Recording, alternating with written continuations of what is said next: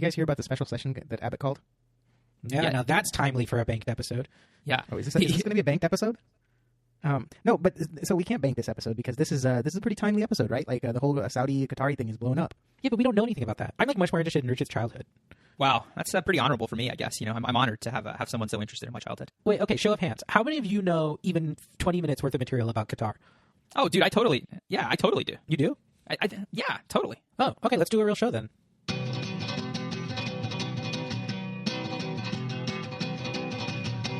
Okay. I kind of feel as though, bear with me, I don't know anything about Saudi Arabia, but Ruchit used to live there. I did. How long did you live there, Ruchit? I lived there for 6 years, from the ages of 9 to 15, in a little town called Yanbu, Saudi Arabia. What was it like? Dude, it was kind of an idyllic childhood. People don't expect to hear that when they hear that somebody grew up in Saudi Arabia, but it was pretty great. I grew up with kids from like 20 different countries. You know, we all went to an American international school. Our parents went to all of our football games and baseball games and things like that. So it was like growing up in the 50s if you had kids from 20 countries in your school. I have a question, Ruchit. Hit me. Do you think you could, in describing Saudi Arabia, sprinkle in a few false facts, and then later Tom and I will have to guess which were the lies? Wow. Yeah, I could definitely do that. I mean, one of the things I've always wanted to do is pretend to be a tour guide at the Texas State Capitol and just walk around and see what I could improv. You know? When I was in college at UT, I used to join the walking tours. Oh yeah, I would see like the families touring for whatever, and I just like get in the tour and start like walking around with them and like. Yeah, I mean, I've never actually done it, but I've always wanted to. I've always wanted to like point at like one of the gubernatorial portraits and just completely make up a story about this person. You know, knowing Texas, the story would probably be true. I mean, not if I made it about how they were a worldly person. You know, that loved the environment or something like that. I don't think we've had too many governors that would fit that bill. I would think. So Qatar is like a pretty interesting and sort of fascinating place. So for our listeners that don't know, Qatar is a country in the Middle East. Some people pronounce it Qatar, but George W. Bush always pronounced it Qatar. And so I defer to his pronunciation and in all things, but definitely countries. And so I also call it Qatar. Before we get too deep into this, can I mention that I'm on day 2 of a 9-day trial. And so if anybody wants me to know anything on this show that isn't about my trial, then I'm not going to be helpful. So maybe that's a good segue for us to talk about your trial, and then we can name this episode "Everything We Know About AJ's 9-day trial." Yeah, you know. So AJ, maybe you could... Saudi Arabia. Saudi Arabia. Can I tell you a secret? Hit me, dude. Okay, so in a trial, there's an order of examination, right? So the whoever's putting the witness on does direct, and then there's cross, and then redirect, and after redirect, there's something called recross, and I've always wanted to call it double cross. Like I've always wanted to say like, oh, I crossed him and then I double crossed him. I'm going to cut this from the show. Well, I mean, we have to try lines like this to see if they land. You know, so for example, I was trying my line about how I pronounce things the way George Bush pronounces them, and that line totally didn't land. Like, yeah, George Bush is too painful, too soon. The wounds are too deep. I mean, I thought for sure, like, if anything, like people would clap, be like, "Oh, George Bush, remember the days, glory days," you know? Yes, those heady days of stability in the Middle East and a complete lack of needless war. I mean, listen, dude. So actually, this may be a good segue into Qatar. Did you see Trump tweeted about this? Yeah, so maybe we should give our listeners a little bit of background on sort of what's going on, right? So for everybody that doesn't know, as I said, Qatar is a country in the Middle East. It's actually a really, really small country. There's probably about 2 million people in the country. Of that, only about 300,000 of them are native Qataris. So everybody else is a foreigner, right? And so it's just, Doha, which is the capital of Qatar, which is really the only city in Qatar, was a fishing village like 50 years ago and is now a pretty awesome kind of world-class city. And the reason all these things have happened for Qatar and why it is its own country and why, maybe not why it is its own country, but certainly the reason why people care about Qatar, one of the reasons, is that they have, by some estimates, more natural gas than Russia has oil. Which is, pretty valuable for a country to have. And they've been kind of like they've definitely batted above their weight class in terms of influence in the Middle East. And that kind of maybe brings us to where we are today, where Saudi Arabia and some of the other countries in the Gulf, and this is the Arabian Gulf or Persian Gulf, depending on whose books you read. Yeah, I have some funny stories about that from childhood, but I can tell those later. You've already told those on this show. Have I really? Yeah. Wow, I don't have that many stories from my childhood, it sounds like. Yeah, did you, you told about the editing the books, how an individual had to go, book by book. Yeah, dude. You remember that? And I don't remember saying it on this show, but I do tell people. Do our listeners remember that? I mean, dedicated listeners that have listened to every episode, which I presume is all listeners, would remember that. They'd be like, Ruchit, don't repeat that story. Everyone, pause your podcast. If you've already heard this story, tweet at Tom. His name is Tom Jacobian on the tweets. That's his tweeting Twitter. Or shouldn't they tweet our show? Directly? Go to heartland.com and check the show notes. For nothing in particular, just it's nice. Just do it. So Trump went to the Middle East, what was it, 2 weeks ago, guys? Is that right? Yeah, a week or two ago. A week or two ago, and he met with the Saudis, he met with the Qataris, he met with a bunch of other folks in the Middle East on the Arab side of the world, if you will, and then he met with the Israelis too. But the Israelis don't figure into this story just yet. I I mean, so far, AJ, I don't want to say that they're never going to figure into this story. But so Qatar, another thing that people should know about Qatar is a longstanding U.S. ally, and we have 10,000 troops stationed in Qatar. The largest military base in the Middle East. Although they did stab us in the back when it came to hosting the World Cup. In the sense that they are hosting it, or yeah, and we're not. Oh, okay. So those bastards, they did that. Actually, Qatar has a few American universities too. They have the Middle East campus of Texas A&M University, of Georgetown University, of Carnegie Mellon, and Virginia Christian University, or maybe it's Virginia Central. I always forget. But anyway, they're home to a lot. There's a lot of U.S. presence in Qatar. And so it was pretty surprising a couple of days ago when Saudi Arabia announced that they were cutting off all diplomatic ties with Qatar. And they were expelling Qatari citizens from Saudi Arabia. They have 2 weeks to get out. They've closed the border, and they've denied any Qatari planes, like Qatar Airways, for example, from flying over Saudi Arabia, which if you look at a map is actually kind of difficult for if you're Qatar Airways or someone like that. So, I mean, they're basically trying to cut Qatar off. And the question that I've had is what the hell is going on? Why all of a sudden, there's not a war as far as I know. In fact, the Qataris are allies with Saudi Arabia, with the United States. The Qataris are participating in a war in Yemen on the side of the Saudis. So it's pretty weird. I read that Qatar made a $1 billion payment to some Al-Qaeda affiliates recently, and everyone got mad about it. As a ransom? Yeah. Yeah. So, do you want to tell that story? I scrolled past a headline during the break in my trial. I told you everything I know. Did you bring this up in your trial at all as something that has to do with whether or not a utility should get its proper reimbursement or not? I mean, because if the Qataris are paying $1 billion ransom, doesn't it suggest that the rate of return earned by utilities is too high? Rich, do you think I'd have a harder time with authentication or relevance? I imagine relevance hearsay? Because what about hearsay, AJ? What about that? It's a business record. It's in the Financial Times. Isn't that a business record? No, dude, that's just a newspaper. That's kept in the regular course of business, Tom. No, dude. Can I tell you my theory based on my brief looking into the issue? Yes. So I watched this wonderful little 60 Minutes YouTube video on Qatar from 2012, and the video seems to highlight some of the things that you've said, as well as point out that the Qatari ruling family basically funded and created Al Jazeera, and Al Jazeera was pretty pivotal in the Arab Spring. Folks in the Middle East that took part in the spring were watching other countries, not just through social networks, but also through this 24-hour Al Jazeera network, a TV network. And, Al Jazeera is unique in the sense that it is the first sort of a network in that region that is not just an arm of the ruling state, right? Obviously it's an arm of Qatar, but it's in these other countries as well. And I think it does have somewhat of a reputation for independence. Wouldn't you guys agree with that? Oh yeah, definitely. I think they've done some real actual reporting. Yeah. And I think that has not sat well with the Saudis. The fact that that Al Jazeera was so pivotal in what is basically a threat to their rule, right? In terms of the difference between Saudi Arabia and Qatar is that Saudi Arabia is a lot bigger country, and it has a lot more people, and so the wealth can't be spread around as much as it is spread around in Qatar, right? And so the Arab Spring is a real threat to Saudi rule, right? But I think, and I'm sure a lot of this is speculation, but I think that Saudi Arabia couldn't do some of the things that it did, all of the things that it did to Qatar without the blessing of the United States, right? Given the meeting with Donald Trump, I think they asked him, this is what we want to do there. They made their argument, and Donald Trump just probably said yes, and now that's why we're here in this situation. That's my theory. What do you guys think of that? I think it's a pretty good one. I have sort of two theories, both of which I think I shared on the Slack. But the first theory is that the Qataris and the Saudis have decided to manufacture a crisis so that Trump can play peacemaker. Now, President Trump's tweets after I made those statements in the Slack have made what I said sound pretty stupid. So tell us about these tweets. So he basically tweeted that terror financing has to end.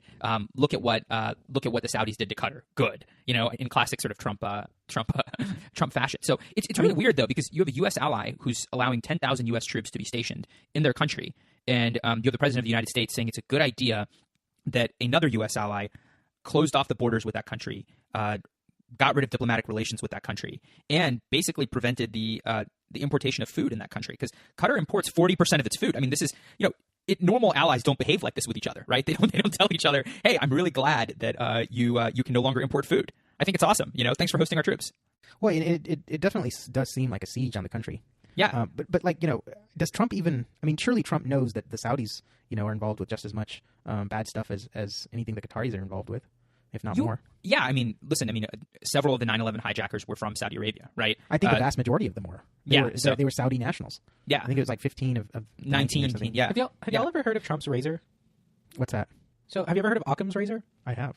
So Occam's razor is the principle that when faced with some sort of mystery, that the simplest answer is almost always the most likely or the best answer. That's basically Occam's razor? Yeah, basically. The Okay. least number of assumptions. Right. So Trump's razor is that when faced with a situation that you don't quite understand, the most likely explanation is the stupidest explanation. Did you make up this idea, AJ? No. It's like pretty common. It's pretty common on like whatever it is corner of Twitter that I follow. But like, basically, like when the administration does something that doesn't make any sense, the stupidest answer frequently turns out to be the best one. So the stupidest answer, and again, this is my second theory, is the Saudis said to Trump, Qatar used to be a part of Saudi Arabia. We used to own that. And now here they are working with Iran. And Trump said, well, why are they doing that? And Saudi Arabia said, well, I don't know. I mean, that's terrible though, isn't it? And Trump said, listen, why don't you just take care of it? Like, why don't you just invade Qatar? Like, do whatever you want, And Saudi Arabia was probably like, hold on, like, you would let us invade Qatar? And Trump said, well, yeah, it's not my country, you say it was part of your country, so just take it back. And I honestly think that's probably what happened. So do you think Saudis will actually invade? I don't know, because I mean, so here's how I'm thinking. So first of all, I should say I think the Saudis have made a lot of very bad strategic decisions. So I think like military and like geopolitical strategy is not what they have been strongest at.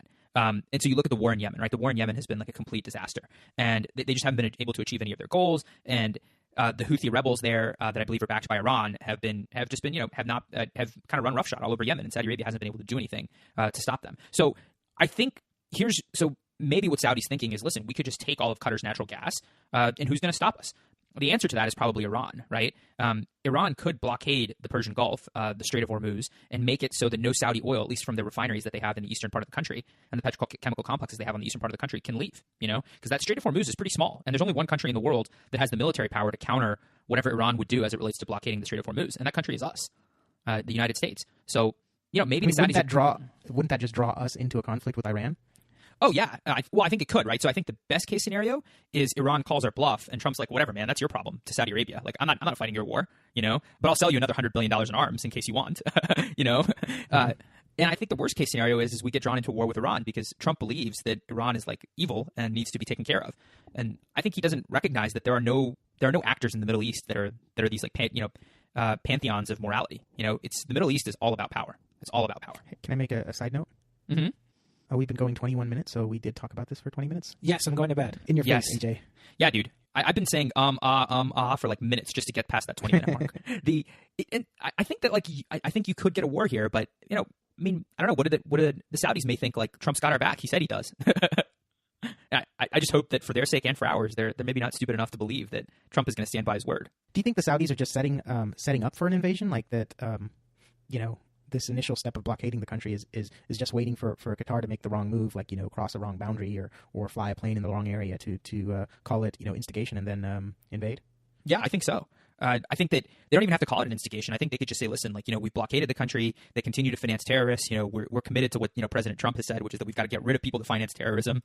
Obviously ironic that Saudi would say that, but, but, listen, people say hypocritical things all the time. And they would say, we've just decided we need to take care of the problem. And in fact, Trump tweeted, I think, those exact same words, which is we've got to take care of the problem. And so, when you invade a country, is that taking care of the problem? I don't know. I mean, Qatar has 250,000 people, or they're not going to fight the 27 million people that Saudi Arabia has, their only hope would be if Iran got involved. And Iran may decide that we are getting involved. We're not gonna let Saudi Arabia do a power play. Does Iran and Qatar have any sort of formal treaty or allegiance? No, and that's what's so weird about this is that Qatar's main offense is they haven't been as militantly against Iran as everyone else. It's not like they haven't been as friendly to Iran as Russia has been to Trump. I mean, like, it's not as if like like there's very little there. But if you're Iran, like, do you want Saudi Arabia to control all this natural gas? And, Iran wants to be a regional hegemon, so they can't really do that if they let Saudi Arabia invade a neighbor, Yeah. So I don't know if there's not it's interesting because the administration, maybe as always, is not having a coordinated response, right? The Secretary of State is like saying one thing, the president is saying another. I mean, this is the tweet. During my recent trip to the Middle East, I stated there can no longer be funding of radical ideology. Leaders pointed to Qatar. Look, and, he followed with 2 additional tweets saying the action was proof that his meeting with Persian Gulf Arab leaders in Saudi Arabia earlier this month was already paying off. Perhaps this will be the beginning of the end to the horror of terrorism. Doesn't this really seem like a Trump's razor situation? Is it just me? Could be.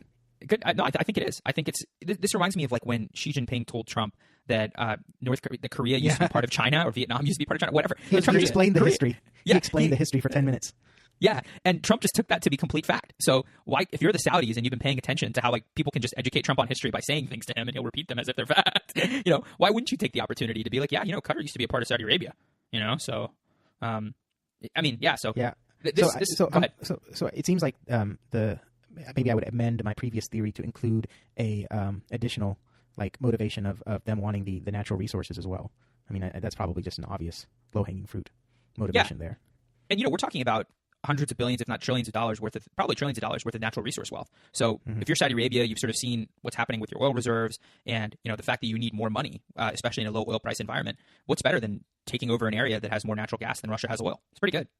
And to highlight your earlier point about how there are no good people, I'm looking back over the whole World Cup scandal. First Qatar bribing FIFA to get the World Cup, that blowing up, and then all of these stories about the worker conditions.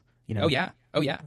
Those worker, I mean, I've been to Qatar a couple of times, and those worker conditions are something that are, really widely discussed, and to the point where they know they need to do something about it because people are not shy about talking about it. But I don't know that much has been done on that. It's not like they don't have money to like sort of have good working conditions for their workers. They definitely do. The last thing I read about this was the Qataris were planning on building soccer stadiums that were outdoor soccer stadiums, but were going to be air conditioned outdoor soccer stadiums. Do you remember hearing about this? Yeah. Because so the World Cup I think is going to happen in the summer. So summer.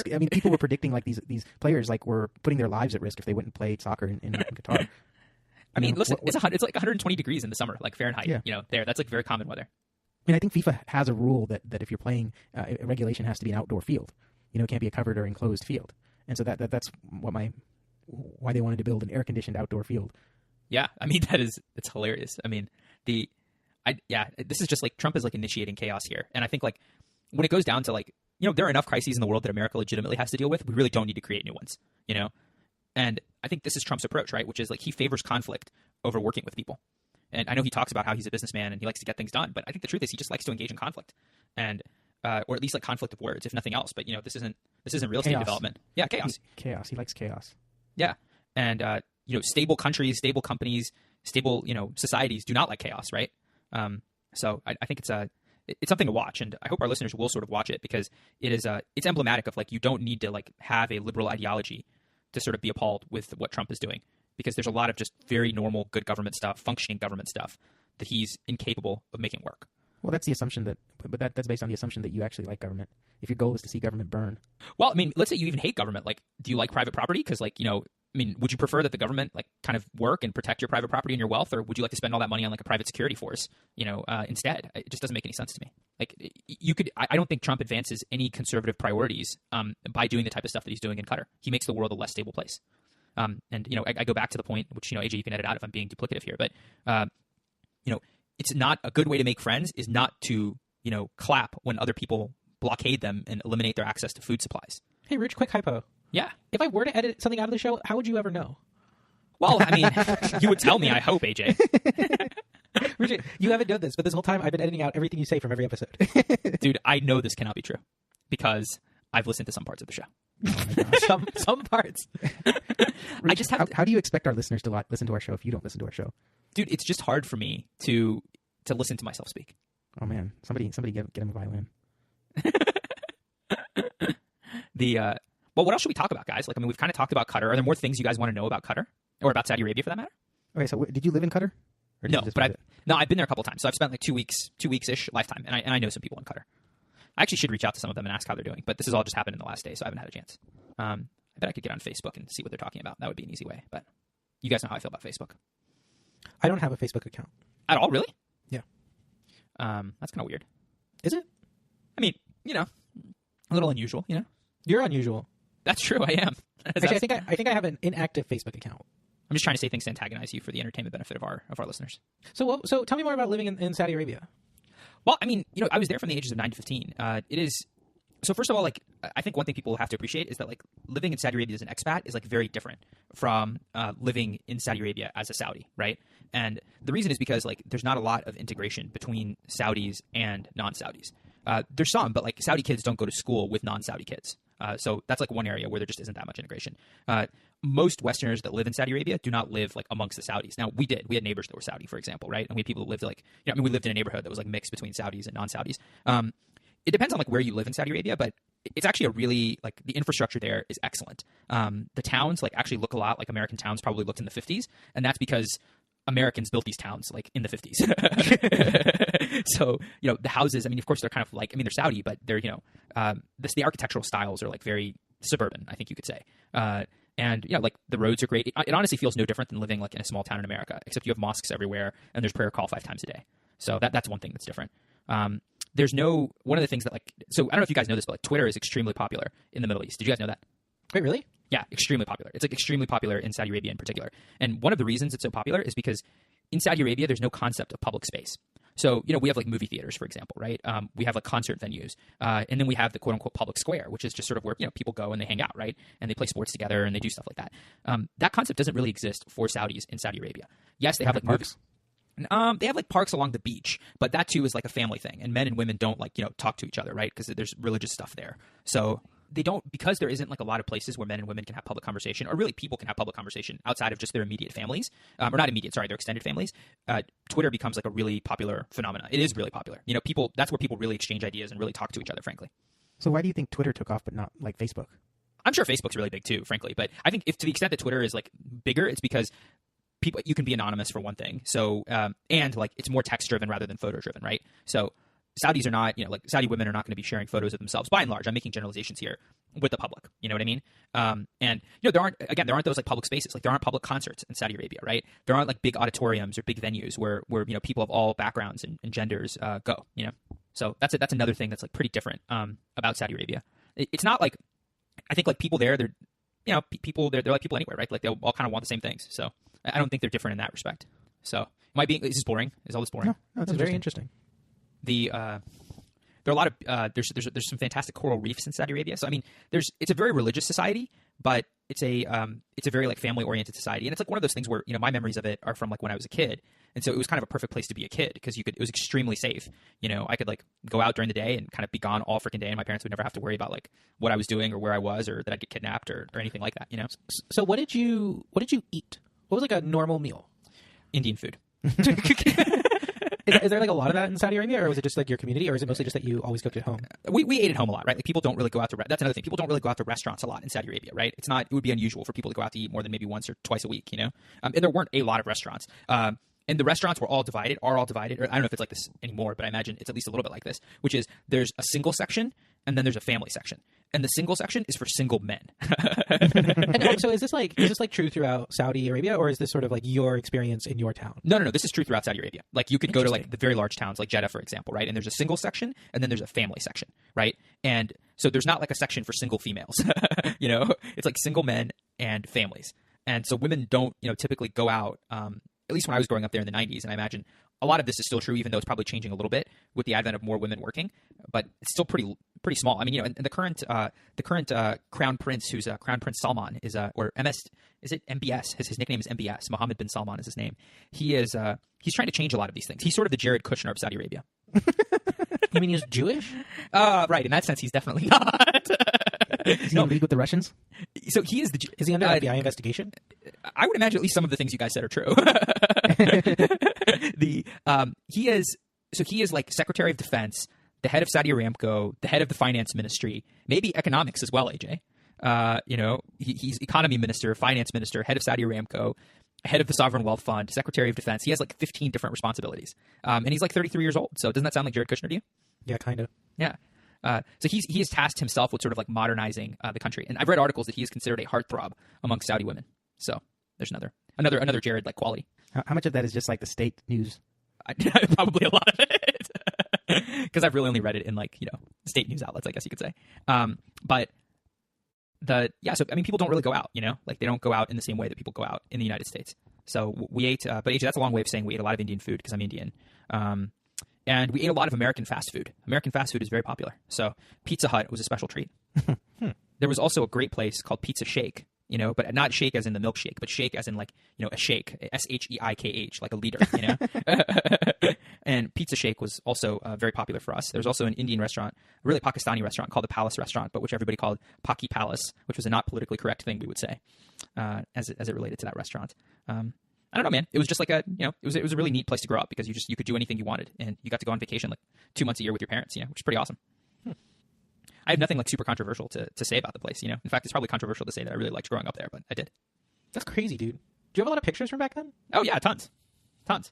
I mean, that's the thing. Like, if you looked at those pictures, you would just think you were looking at like a desert town in the United States. That's like literally what you would think if you absent the Arabic signs. You know what I mean? Like, the layouts are just so American, and the way that all the buildings look. They just honestly, like, so I went to Midland for the first time like 4 or 5 years ago, and I felt like I was back in Saudi Arabia. Like, I'm not even kidding. Because like it's just a desert town, and that's what Saudi Arabia is. It's a lot of desert. But we happen to grow up on the beach, which is pretty cool. So we walk to the beach like every day basically. So, but yeah, people think I'm crazy. This is nuts, dude. Yeah, I mean, so maybe it's helpful. Like, what are your preconceptions of Saudi Arabia? Like, what do you guys think when you think of Saudi Arabia? I guess I don't think of Saudi Arabia. No, not like I like dismiss them or whatever, but I just like I generally don't feel like I have any frame of reference to think about it. I mean, I think I sort of hear in passing that like women can't drive. And yeah, that's true. There are like a lot of public executions, but I really think that like a lot of my knowledge of Saudi Arabia, like, one, doesn't exist, but two, is like mostly down to like stereotypes and generalizations. Yeah, I mean, I think it's all that stuff is true, and that's why, like I was saying, it's like kind of a good asterisk to everything I've said about Saudi Arabia, or two good asterisks. One, like, it was the 90s, and then the second good asterisk is that it was as a kid. And I'm confident that like if we talk to somebody that lived in Saudi Arabia as an adult, especially an adult that is like a single adult, not like a family, like not somebody that doesn't have a family, like not married, no kids. I think like their perspective would be like very, very different. I bought an iPad yesterday. Oh, you guys want to talk about the WWDC event? Not really, dude. But you guys do, so let's do it. Maybe I'll do like what AJ did and just like completely drop off and then get mad at you guys for talking about it, even though you told me you were going to talk about it. You could just go to bed. I didn't get mad. I never got mad at anybody. Dude, AJ was there are days where I wish we could make our Slack public. I really do. I feel like people would like really enjoy reading the random shit we have to say. But we also host a podcast and assume that people enjoy hearing the things we say. So a lot of assumptions there, dude. It really is, dude. But AJ was pissed. He was like, I can't believe you guys did this. I can't believe you talked about Bitcoin without me. Yeah. It's not that I can't believe that you talked about Bitcoin without me, because you said you were going to, but I genuinely was very surprised when you expected me to like edit it into the show. Right? I was like, we were like done with the show. We were like in the part of the night and at the time of the night when we usually drop off. And you were like, oh, like, we're enjoying our conversation. We're going to keep talking to each other. And I was like, okay, that's cool. You two are friends. Presumably you like to talk to each other. Like, I can't, right? Like, just because we're on a podcast together doesn't mean that I participate in every conversation that you two ever have. And so I went to bed, as you do. And then when I woke up, you were like, hey, edit our 45 minutes of conversation about Bitcoin into the podcast. And I was like, no. And then I did it. I mean, I cut it down by like 15 or 20 minutes, but then I like had to drop it in the show, and you guys like totally screwed me. I guess in that sense, when I drop off here, it will be nothing like that, since I will not be asked to edit anything. Yeah, dude. I bought an iPad. I got the 10.5 inch iPad Pro. Did you get the flamingo or the salmon colored iPad thing? Those are the same. The flamingo one is salmon colored. No, so I haven't picked on a color for my smart cover, but I actually this is the first trial where I've used my iPad a lot in trials before. Actually, one trial, I was crossing a witness, and one of my exhibits hadn't been copied right. And luckily, I was able to like pull it up on my iPad and get the witness to just read it off my iPad into the record. Like, my iPad is like massively useful. This is the first trial where I've had all of my case files on my iPad. So like every filing that I think I might want to reference from the whole docket is like stored locally on my iPad, and I like didn't bring any like binder or printed out materials. Well, actually, this brings up a really interesting point. So last Friday, I went to Baylor, and Baylor hosts this mock trial competition called Top Gun, and it's actually a really interesting competition because you're not most mock trial competitions you have the problem for like months on end. You practice it to no end. In Top Gun, you're given the problem like the day before you go to compete, and you have to digest the entire thing. But one of the cool things that they do is they integrate technology into the trials, which is really like how most modern trials work these days. Like, you have a lot of electronic exhibits, you display them on these giant projection screens or monitors, and you can call them out, highlight, that sort of thing in real time. And so, they encourage these students to do this. They have a partner. Have you ever used TrialPad on your iPad? No, what is it? So TrialPad is an app that you buy through some company, and basically you hook it up to a monitor or a projection screen or whatever, and you can do all of that sort of electronic displaying of exhibits in real time. So like you can throw up exhibit 1 onto a big screen by just attaching a dongle to your iPad. You can call out portions of an exhibit. You can highlight a part of a sentence in an exhibit. You can play video, that sort of thing, all from your iPad. Oh, that's pretty cool. Do you do anything like that with your iPad? So I mean, kind of. So I use PDF Expert by Readdle, Readdle. It's like, the app is like really good. It has like Dropbox integration and Microsoft OneDrive, and basically, I practice in a jurisdiction where like much more stuff is filed and available online from like the court record clerk than in a lot of other jurisdictions. Like, for example, all discovery requests and responses are filed. Which is awesome because there's nothing to keep track of in paper form. Like, I get a lot of paper that I just immediately throw away because I can always download it from our records clerk later. And so I basically move every discovery response from any party to any party into a folder on my Dropbox, and I download like all of the most important pleadings, and I mark them up on my iPad, and then I just sort of have them, and they're great. I can like call them up really quickly. The search is pretty good, so I can like search for like a particular term, and it'll show me every document that contains that term. So I can immediately summon every discovery response from any party to any party that discusses a certain issue. And it's just like good. I take it. I take it to like meetings. I've been using it in court. I take a lot of my notes in Microsoft OneNote, which I also just have on my iPad. I used to use up a whole legal pad every month or two, and I haven't used up a legal pad in almost a year now. Dude, I can't do that. I love paper. It's pretty cool. I pretty highly recommend it. I guess do I have any tips for people? Honestly, the only thing that I use that I like really think is like necessary for the way I use my iPad for work is PDF Expert. Like I keep my notes in Microsoft OneNote, but that's really because my like employer provides it. Like my employer has an Office 365 account for everybody, and so I use Office 365 stuff to the maximum extent possible for my work stuff. But if I had an employer that used like Dropbox for business, then I would like use something else instead. Probably just like a plain text editor for my notes, and I would just sync it with Dropbox. So AJ, do you like how do you mark up like documents? Like, and by mark up I mean take notes on the actual document. Like, what do you do for like? And does it convert to searchable text, or like what does it do? Yeah, that's a good question. So the PDF Expert, there are a lot of annotation features. There's like highlighting. You can scribble in the margin with just basically like a pen. You also can add like text comments, like little basically they're like big yellow sticky notes that you can stick onto the PDF. But can I keyboard? And then but what if I don't want to type stuff? What if I want to scribble? Like you does that OCR that? I don't think it OCRs that, but when you're in a document, there's a little button you can tap, and that button summons like a list of all of your annotations. And for your scribbles, it like shows you a picture of your scribble. So what you can do is like visually scroll through your list of scribbles. And I think it might OCR it. I actually don't. So I don't have an iPad Pro. I've been using an iPad Air 2, so I don't have like an Apple Pencil. And so I will like write words with my finger, sort of using my finger as a stylus. But I don't think that, yeah. But I don't really think that my like finger pointing is legible enough to be OCR'd by a machine. Yeah. I think though when you get the iPad Pro with the pencil, you're going to like that's one of the new features of the new iOS is they're going to be they recognize your handwriting and your notes. I think that's true. I don't know if like PDF Expert has that feature, but I do know there are a lot of apps that can OCR your handwriting. So for example, Microsoft OneNote can OCR your handwriting and turn it into searchable text. Yeah. Well, Apple just announced that in iOS 11, Notes will have that feature too. So AJ, I think we talked about how you're a democratic socialist before, and our audience doesn't know how many iPads you have. So why don't you tell the audience how many iPads you have? Like in my house or that get regularly used? In your house. Okay, so going back to the very original iPad from 2010, and keeping in mind that I have a wife and a kid, so between the three of us, going to be clear, AJ's kid is 2 years old. Yeah, but he has his own iPad. What happened? Lily dropped her iPad, and the screen got cracked, and we bought her a new iPad, and the old iPad, and he gets to use it like once a week. But it's in like a baby-proof case, and there's like a big glass screen protector, and the screen underneath the screen protector is still all cracked up. But he gets to use it, once a week, and that way there's no chance of him breaking any of our iPads. So he has an iPad, which is Lily's old broken iPad. But going back to like 2010, so for 7 years now, we have in our house 1, 2, 3, 4, 5, 6. So I've just ordered the 7th. 7 iPads. And so how many of those iPads are available to other members of society, being that you believe that the means of production and entertainment ought to be socialized? That's not what I think. I just think the government could expropriate it if it wanted to.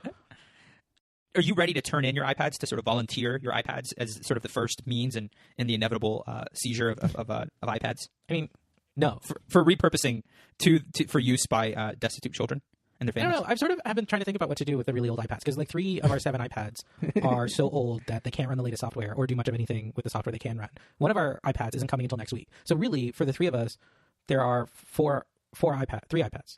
Yeah, I mean, for the 3 of us, we have 3 iPads between us that can run the latest operating system. So I really don't think we have like an unreasonable number of iPads. We've just been owning iPads for a long time, right? Anyway, I guess the answer to that is you are not volunteering your iPads for the democratic socialist revolution right now. No. I mean, I continue to think that Ruchit doesn't quite understand what socialism is. I have to cut all of this. So what do you want to do? So this Intercept leak, so just background first. Okay, so Intercept published an article where they had a lot of leaked documents from an NSA person that showed that the NSA had information that the Russians were actively attempting to hack our electronic voting machines in 2016. Okay, so that's the background. Almost as soon as that article launched, the NSA arrested the person who did the leak, right? And people tried to figure out how they got this person so quickly, and it turned out what this person did was they printed the documents out instead of PDFing them or electronically providing them. And these printers have some printers have tracking dots, right, which are these yellow sort of dots that identify which printer and when it came these documents were printed off of, right. And so, I mean, that's really like what I wanted to talk about. Like, I vaguely recall something like this a long time ago, but I think this is like the most recent news about these printers having tracking information. I found this EFF, the Electronic Frontier Foundation, published a list of printers which do or do not display tracking dots. And it's cool because, originally my question to y'all was going to be, is there like some sort of law that requires these printers to do this? And as it turns out, at least from this EFF article, is that it's just the secret agreement between the printer manufacturers and government. This is crazy, isn't it? This is like dystopian, right? So hold on a second. You're saying that every time I print something, there is a unique identity associated with that piece of paper because there's some like marker on it? Well, for certain printers, right? Like there's a certain subset, right? You can look at the EFF list. So is this like, do you think this is like just, we'll look at the EFF list too, but I haven't seen it yet, but do you think this is just for printers that the government buys or? No, this is like printers everywhere, like just commercial printers out on the market. There's a Sherlock Holmes story like this. They have printers in Sherlock Holmes? No, there's one of the Sherlock Holmes short stories. There's like a woman who's receiving these letters that are blackmailing her, and Sherlock Holmes suspects that the blackmailer is her like father or stepfather or whatever. And so he tells her to go home, go to the keyboard in her home, not the keyboard, the typewriter in her home, and retype the letter. And so like transcribe the letter onto a new piece of paper and bring it to Sherlock Holmes. And Sherlock Holmes looks at it and he says, I found the blackmailer. The blackmailer is your stepfather, and I know because look, every keyboard every typewriter is like very slightly misaligned in some unique way, and so like the E was peculiarly misaligned in a way that could only have come from that keyboard or something. And then the crime was solved. I mean, not really because it's fictional, but well, and so just so no one's misunderstanding, like this is not just like some analysis of like how printers make peculiar pages. This is the printers are designed to print, lightly colored yellow dots in many instances so that you can track which printer and when the pages that you print out came from, right? And what's crazy about this is that if you look at the Electronic Frontier Foundation's list, them saying yes only means that they solved the dots or someone pointed out the tracking information. By saying that this printer does not, saying no, this printer is not on this list, all they're saying is that they could not see the yellow dots or the forensic watermarking information. That doesn't mean the forensic watermarking information is not there, right? Like it's completely a secret agreement between these printer manufacturers and the government to do this. I mean, do you think this is how HP's printer division has been able to survive, Tom? Kickbacks on the government. Oh my gosh, look at that! Look at the number of HP printers on here. The Sherlock Holmes story is called A Case of Identity. The HP has been dedicating itself to printers, and somehow, despite people like AJ using their iPads for everything and not printing, somehow HP's printer division has managed to survive. And so now I introduce the third or fourth conspiracy theory of this episode, which is that HP's printer division is entirely financed by the NSA, and they're getting side payments from the feds for create. Wait, how did HP do so badly financially when they were getting so many billions of dollars? The question is, why aren't they doing much worse? And if Donald Trump is listening to this podcast, he should know Meg Whitman has spoken poorly about him, which means maybe the NSA should be ordered by Donald Trump to stop paying HP to have printers that are tagging people. It's just the right thing to do, Donald, for yourself. I have a question.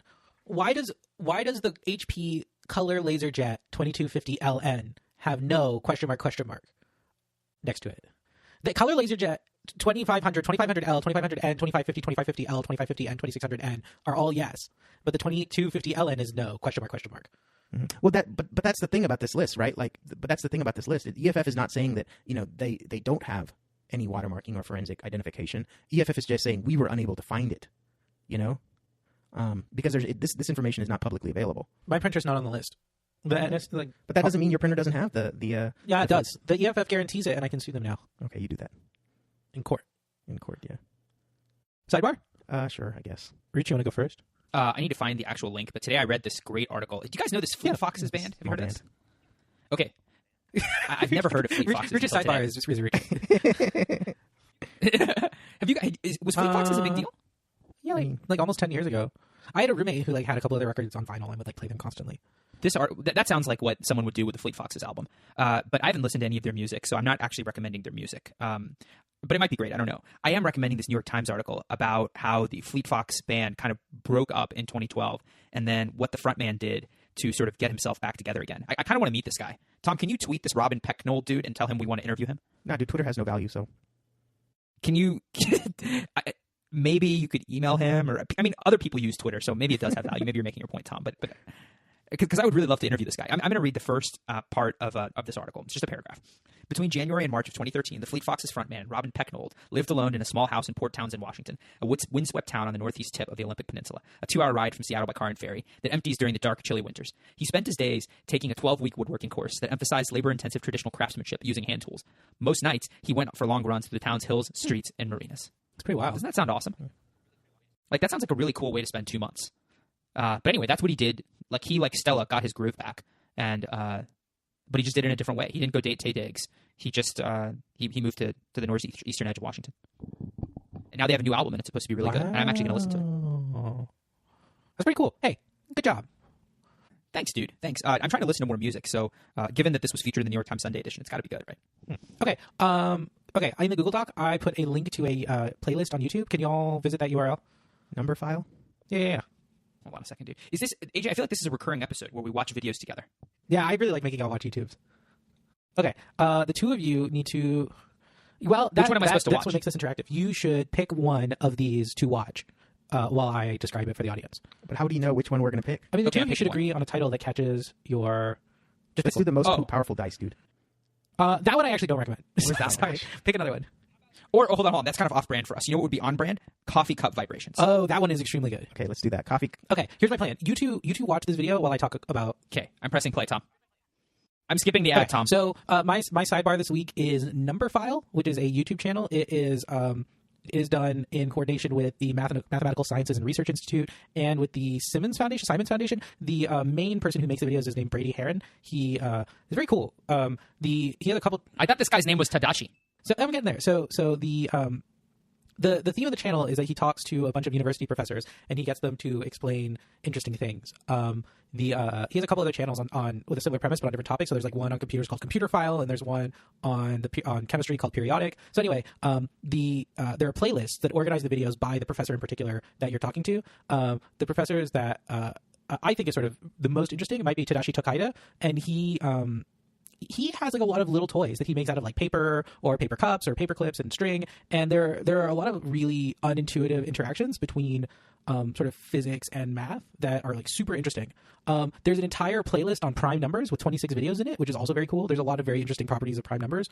There's also a lot of videos on like topography and geometry, which is super duper cool. Like there are a lot of videos on Klein bottles. A Klein bottle is what happens when you connect two Mobius strips together. A Mobius strip is a loop that has a twist in it. So the interesting thing about a Mobius strip is it doesn't have any edges. And a Klein bottle is two Mobius strips. Sorry, the thing about a Klein bottle is that it only has one side, even though it seems to have an edge. It only has one side. I was wrong. Anyway, these videos are like very cool. Okay, so you watch. What video did you watch? The coffee cup vibrations. So how was it? I was 2 minutes in. How is it so far? It's very weird, dude. It's very cool, though, right? Like you feel like are you like learning about coffee cups? Yeah. Yeah. I feel like I am. But I'm very confused, AJ. I think this is like Twitter to me. You know? Wait, no, he's hitting the coffee cup with a spoon. He has an incredibly soothing voice. Yeah, no, I know. He's definitely better than that piss pick granddad guy you guys watched a few episodes ago. I mean, I generally trust AJ's judgment, but his insistence that we watch some of these very weird YouTube videos is, I guess it brought to my since you mentioned Klein bottles, I started Googling images of Klein bottles, and this stuff is really cool. Maybe this could be your sidebar, Klein bottles. AJ, I think if you can somehow connect this to Trump's razor. Yeah, well, because a Klein bottle doesn't have any edges, a razor is a sharp edge. So the Klein bottle is good. Oh, it's impervious to Trump's razor. Tom, what's your thing? My sidebar is not as interesting, but it's I'll skip it. Yeah, maybe. Okay, good night, y'all. Wait, no, Tom, what's your thing? Oh, I think AJ's gone. Is AJ gone? No, I'm here. Guys, what's Tom's thing? Okay. So Cass Sunstein published this article in the Econ Journal Watch called "Statements I Most Regret." And for background, Cass Sunstein is a law professor. He's the husband of Samantha Power of the Barack Obama fame. He has these like statements that he has said in the past that he regrets, and they're like statements like why. So apparently at some point he said he believes that extreme right wing courts are wrong for America. Another time he said that we ought to ban hunting. I suggest if there isn't any purpose other than a sport or fun, then it should be against the law, and the time is now. And then another time he said marriage as such should be completely privatized. So like stuff like that he said in the past that he regrets saying it either wholly or the way he said it. I mean, for people, I guess, who don't follow Cass Sunstein, maybe it's not that interesting, but I thought it was relevant to us in the sense that maybe, AJ, I know that you're editing out certain clips. We could put together a show of statements we most regret at some point in the future. I look forward to that. I think that would really, that means we've done something. If we can fill a show with statements we most regret. When I when I read about the marriage thing, that like really stuck out to me because I think I also sort of regret having thought that. Like part of my journey towards becoming like a young ultra left-wing radical is that I sort of used to think there must be like some sort of compromise solution on the issue of marriage equality, and it was like particularly what Cass Sunstein said, right? I think there are a lot of distortions in the tax code. When you have like two married couples of like extremely disparate incomes, it actually sometimes you can be better off filing separately, and there's actually sort of a tax on marriage sometimes depending on just sort of your family situation, and it always seemed like hugely inefficient and sort of dumb, and then you, because marriage is like a religious institution as well as a civic one, that it sort of implicates all of these like relationships between the state and religion, and so I sort of used to think that like marriage should be completely privatized. Like I used to think you should just like go to the post office and name someone your next of or your best person or whatever for like whatever it is, whatever the vestiges of marriage that the state still needs you to have like a spouse for. But something actually my wife really changed my mind about this. She sort of said that like for real, we were talking about it, and something that she told me is like, look, like think about all of the people that are so insecure about sort of the debate about same-sex marriage, that there's the solution to a group of people pleading for equality under the law would be to take away the privilege from everyone instead of extend the privilege to them. Like if gay people want to participate in this privilege, then we ought to get rid of the privilege entirely. It's like saying like, some minority started eating at my restaurant and now I've decided to close the whole thing down. You know what I mean? And when she explained it like that, I was like, oh, actually, I like totally agree. I like 100% agree. And so now it's sort of like a point of principle for me that even if it would be in the public interest to totally privatize marriage, I sort of think we ought not to, for the short term at the very least, because the sort of the thing that it says about us and our relationship to sort of religious minorities or LGBTQ people is sort of not the appropriate message to say in our society. Anyway, there was like something in that article that I read when it got posted that really sort of spoke to me. Like I too have made that same mistake. I would say I have as well. I mean, not on the marriage point, I think, but just the general point of being a little bit of an absolutist, and dismissive. I think that's part of Cass Sunstein's point too, is just that maybe he's been too dismissive in the past of people he disagrees with, or been too much of an absolutist as it relates to what the right way forward is. Well, I think there's like a good mix of things here, right? Like, so the first item is totally about tone. He doesn't, the first item, the book he wrote about right-wing judges, and he says that he doesn't really disbelieve the argument, just that he didn't think he took the right tone. And then the next thing is something that, it's not necessarily that he like does or doesn't believe, but it's something that he said sort of in the enthusiasm in the moment of sort of feeding off of like the crowd's energy, sort of like a group thing situation, right? Like there's a lot of like some of some of his regrets are that he regrets sort of the cognitive biases. Sometimes he regrets the tone that he used to describe something. Sometimes he regrets the position itself. But I think that's like an interesting mix of things to regret about things that you've said. It's true. I think, I was going to say something else and now I've forgotten what it was. All right. We've been recording an hour and a half. I think we should call it.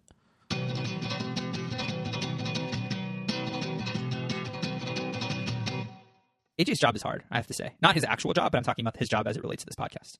His job editing? Yeah. Absolutely. Dude, you know what would make that job easier? Dude, don't even go there, dude. Don't go there. These guys wanted me to get better internet. I did it. I have Google Fiber now, and just the demands never end. They just never end. Dude, you had no rush. Like there was no urgency on your part to get better internet. You waited until internet came to you. You did jack shit.